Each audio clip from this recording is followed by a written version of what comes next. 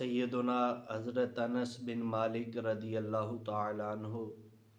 اس حدیث پاک کو روایت کرتے ہیں کہ اللہ کے پیارے محبوب صلی اللہ تعالیٰ علیہ وآلہ وسلم نے ارشاد فرمایا کہ روز قیامت 3 لوگ ایسے ہوں گے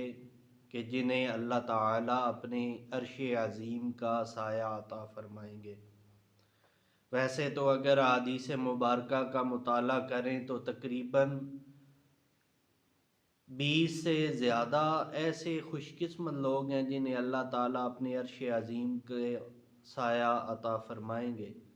لیکن اس حدیث مبارکہ میں 3 لوگوں کا ذکر ہے۔ حضرت انس بن مالک رضی اللہ تعالیٰ عنہ فرماتے ہیں کہ سب سے پہلا وہ آدمی جو صلہ رحمی کرنے والا ہے، جو اپنے رشتہ داروں سے تعلقات کو جوڑنے والا ہے۔ جب روز قیامت کوئی اور سایہ نہیں ہوگا، دھوپ کی شدت ہوگی، تو اللہ تعالیٰ اس موقع پہ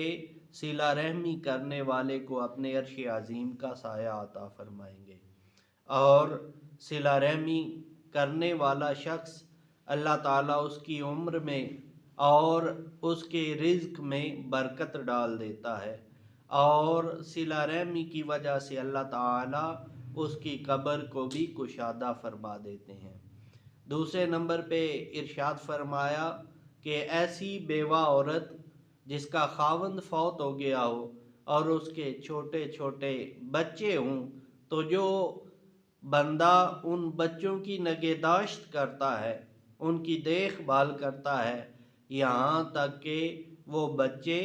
بڑے ہو جائیں یا وہ مالداری کی حد تک پہنچ جائیں، تو فرماتے ہیں کہ یہ آدمی جو بیوہ عورت کی اس کی خاندان کی نگہداشت کرنے والا ہے، اللہ تعالیٰ اس خوش قسمت انسان کو بھی روز قیامت اپنے عرش عظیم کا سایہ عطا فرمائیں گے۔ اور تیسرے نمبر پہ فرمایا کہ وہ آدمی جو کھانا پکاتا ہے، کھانا بناتا ہے اور کھانا بنا کے غریبوں، مسکینوں اور محتاجوں کو کھلاتا ہے، ان کی دعوت کرتا ہے، تو اللہ تعالیٰ غرباء و مساکین کو کھانا کھلانے والے